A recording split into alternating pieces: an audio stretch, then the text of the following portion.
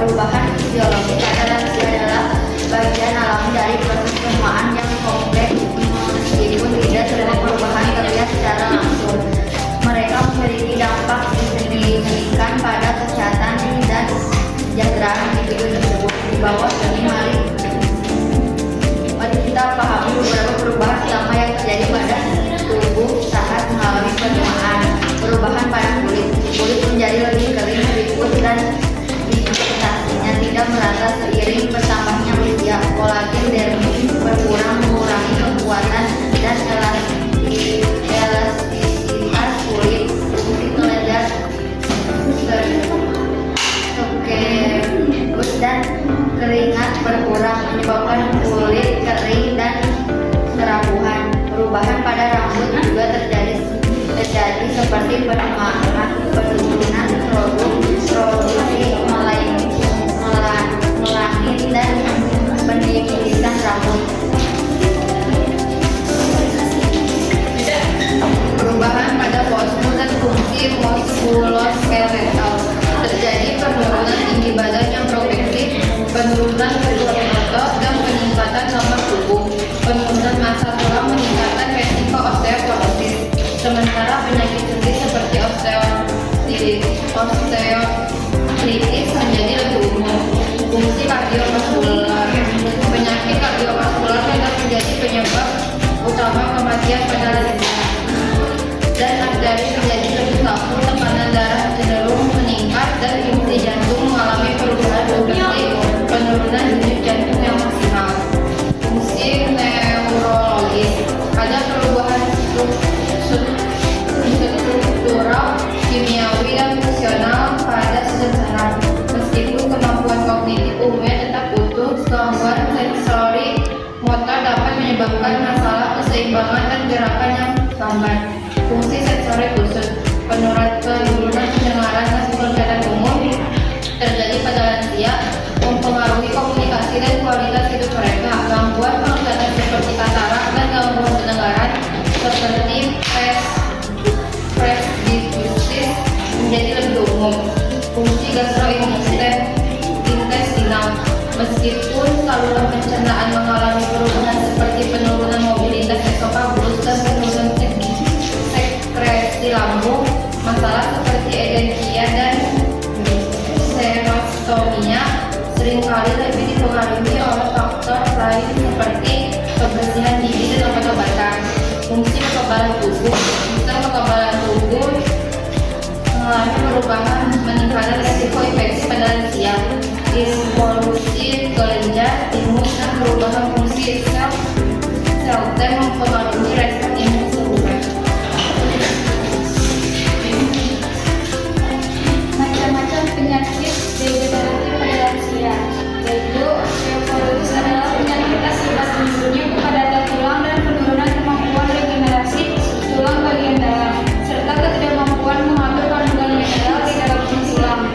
Seseorang yang mengalami osteoporosis akan mudah mengalami cedera di beberapa bagian seperti retak tulang belakang, retak tulang pinggul,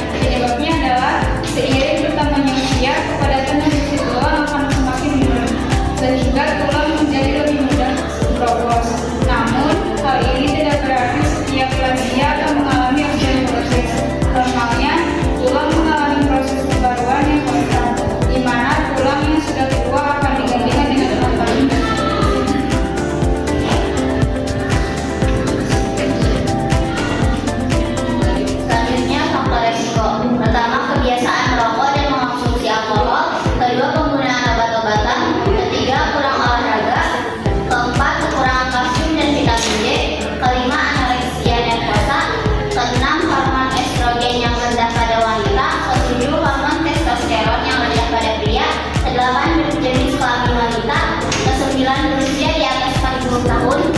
Selanjutnya, wanita dengan perawakan tubuh yang kurus dan kecil. Selanjutnya, memiliki keluarga dengan riwayat osteoporosis. Yang terakhir, pernah mengalami patah tulang. Untuk pengobatannya, pertama pemberian obat bifosfonat, di mana bifosfonat mampu membantu menjaga kepadatan tulang dan menurunkan risiko patah tulang.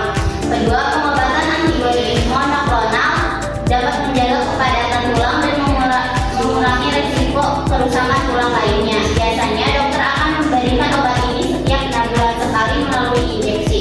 Ketiga, terapi hormon. Rendahnya kadar hormon tertentu, maka dokter biasanya menyarankan terapi hormon untuk meningkatkan kadar hormon tersebut.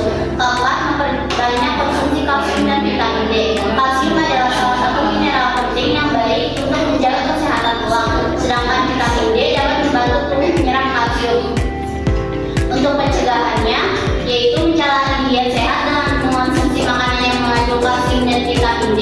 Usahakan memenuhi kebutuhan kalsium sebesar 1000 mg per hari dan vitamin D sebanyak 400 sampai 800 mg per hari. Beberapa pilihan asupan yang kaya akan kalsium dan vitamin D adalah yogurt, susu, dan sereal. Rutin berolahraga, menerapkan gaya hidup sehat seperti menghentikan kebiasaan merokok dan minum alkohol secara berlebih. Untuk komplikasinya yaitu pertama patah tulang, kedua osteoartritis, ketiga penyakit jantung koroner. Untuk pemeriksaan penunjangnya, yang pertama ronsen, CT scan atau MRI untuk melihat ginjal kondisi tulang yang patah. Kedua, tes darah untuk mengetahui kadar sel-sel darah, kadar elektrolit, dan kadar hormon, termasuk hormon tiroid, paratiroid, estrogen, dan testosteron. Yang terakhir, tes bone mineral density (BMD) untuk melihat tingkat kepadatan tulang dan menentukan risiko terjadinya patah tulang. Dari penjelasan materi kami, apakah ada yang ingin ditanyakan? Izin bertanya, pada kelompok 4 di dalam pengobatan kan ada memperbanyak konsumsi kalsium dan vitamin D. Nah, contoh vitamin D dari penyakit degeneratif pada sel itu apa contohnya? Izin bertanya, saya perwakilan dari kelompok 3. Mengapa osteoporosis lebih mudah menyerang dan dialami oleh usia lanjut? Izin menjawab untuk pertanyaan kelompok 4, contoh vitamin D untuk lansia. Sumber vitamin D yang baik bagi lansia termasuk cahaya matahari, makanan kaya vitamin D, termasuk ikan berlemak seperti salmon, sarden, dan makarel, kuning telur, dan produk susu yang diperkaya vitamin D, dan suplemen.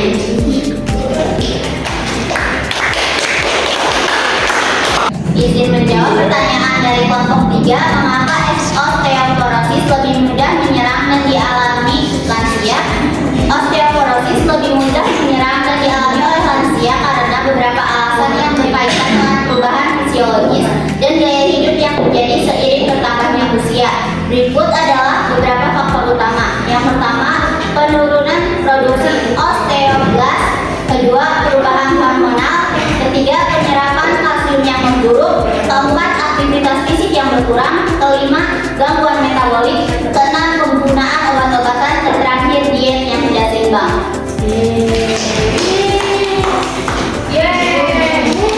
Sekian presentasi dari kelompok kami. Kurang lebihnya mohon maaf. Wassalamualaikum warahmatullahi wabarakatuh.